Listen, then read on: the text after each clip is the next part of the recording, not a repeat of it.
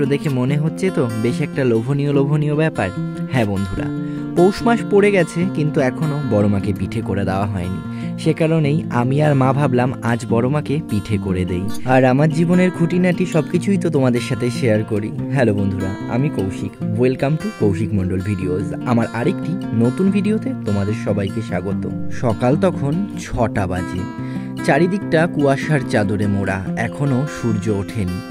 আর আমি গরম জল করে স্নান করে নিয়েছি, কারণ আজকে বড় মাকে ভোগ দেওয়া হবে। আজকে ভোগে রয়েছে পিঠে। তোমাদের আগেই বললাম পৌষ মাস পড়ে গেছে, আর প্রত্যেক বছর পৌষ মাসে আগে আমাদের বাড়িতে বড় মাকে পিঠে করে ভোগ দেওয়া হয়, তারপরে আমরা প্রসাদ পাই। এবার তারপর থেকে তুমি যেই দিন পিঠে করে খাও তাতে অসুবিধে নেই, কিন্তু পৌষ মাসে সবার প্রথমে আগে বড় মাকে দিতে হবে। বড় মাকে পিঠে করে তো দিতে হবে, কিন্তু দেবে কে? তোমরা তো জানোই বাড়িতে আমি, মা আর বাবা রয়েছি। বাবা তো বাবার মতো কাজে বেরিয়ে গেছে, তারপরে আমি আর মা। তাই মাকে আমি বললাম আমি পাটিসাপটাটা করে নিচ্ছি আর তুমি মালপোয়াটা করে নাও। এই যে পাটিসাপটার গোলা, এটা আমি গুলিয়ে নিয়ে বসে পড়লাম পাটিসাপটা ভাজার জন্য। আর ওদিকে ওই দেখো মা মালপোয়া করছে। আর তোমাদের তো বলাই হয়নি আজকে কি কি পিঠে হচ্ছে। আজকে হচ্ছে পাটিসাপটা, মালপোয়া, পুলি পিঠে, আবার সাজের পিঠে, অর্থাৎ যেটাকে অনেকে সরা পিঠে বলে। সরা পিঠে আর পুলি পিঠেটা দুধে নতুন গুড়ের সাথে ভেজানো হবে, আর পাটিসাপটা মালপোয়া যেরকম হয় সেরকমই হবে। একবার যদি তুমি তোমার বাড়িতে থাকা আরাধ্যকে নিজের করে ভেবে নিতে পারো, তবে দেখবে বাজারে কোনো ফল উঠুক কিংবা কোনো সিজন কিংবা কোনো মাসের কোনো কিছু খাবার যদি তুমি তোমার আরাধ্যকে না দিয়ে প্রথমেই তুমি খাও, তবে মনটার ভেতরে কেমন খচখচ করে। সেরকমই অবস্থা হয়েছে আমাদের।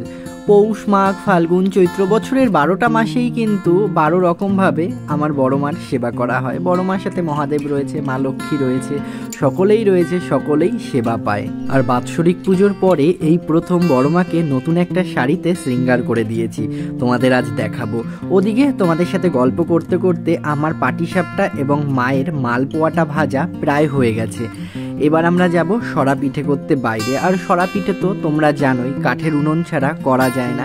গ্যাসেও করে অনেকে, কিন্তু গ্যাসে খুব একটা ভালো হয় না। সে কারণে পাটিসাপটাটা করে নিয়ে আমি বাইরে চলে গেলাম উনুনে সরা পিঠে করতে। আর মা ওদিকে গ্যাসে দুধ জাল দিচ্ছে, কারণ এই সরা পিঠে এবং পুলি পিঠেগুলো ওই দুধে ভেজানো হবে। এত সময় ঘরে বসেই আমি পিঠে বানাচ্ছিলাম, আর যখন বাইরে বেরিয়েই যে সরা পিঠে করছি তখন দেখলাম বেশ ভালো রোদ্দুর উঠেছে।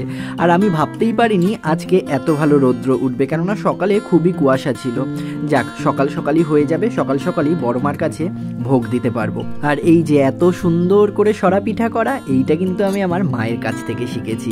আর দেখো সরা পিঠেগুলো কিন্তু খুব সুন্দরভাবে উঠে যাচ্ছে, একটাও কিন্তু লেগে যাচ্ছে না। কিন্তু ওদিকে মন্দিরে এখনো সব কাজই আমার বাকি। এখনো ফুল দিয়ে বড় মাকে শৃঙ্গার করতে হবে, মন্দিরটা শৃঙ্গার করতে হবে, আরো যারা আছে সবাইকেই শৃঙ্গার করতে হবে। সকালবেলা দেখলাম মা আবার পাশের বাড়ির থেকে 10টা মালা কিনে এনেছে। এখন তো ফুলের দাম কম, সে কারণে গাঁদা ফুলের মালা পাশের বাড়ি গাচ্ছে। মা গিয়ে বললো মালা লাগবে, বললো নাও কাকি 10টা মালা 60 টাকা নেবো। তাই মা 60 টাকা দিয়ে 10টা মালা নিয়ে এসেছে। ওইদিকে তোমাদের সাথে গল্প করতে করতে আমার সরা পিঠা অর্থাৎ সাজের পিঠেটাও হয়ে গেছে।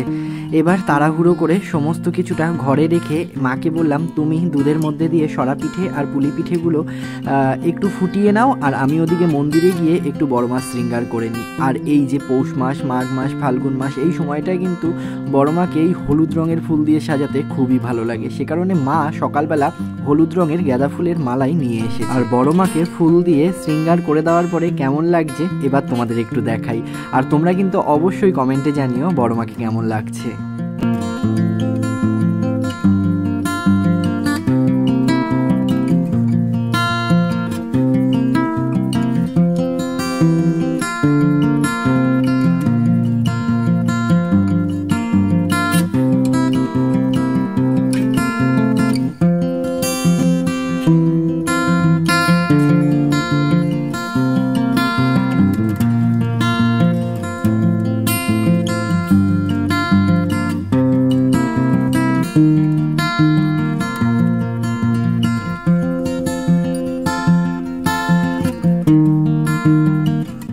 গৃহস্থ বাড়িতে ঠাকুরের কোনো ভোগ রাগের আয়োজন করা হলে কিন্তু ভোগ নিবেদন করতে করতে একটু লেটই হয়। তখন দুপুর 12:30 বাজে।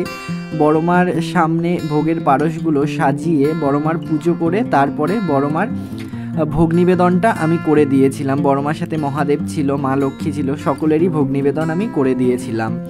এবার ভোগ দর্শন করো তোমরা, কারণ কথায় বলে গুণীজনেরা কিংবা আগেকার দাদু ঠাকুমারা সবাই বলতো যে ভোগ দর্শনে নাকি দুর্ভোগ কাটে। তাই রয়েছে ভোগ, তোমরা সবাই দর্শন করো।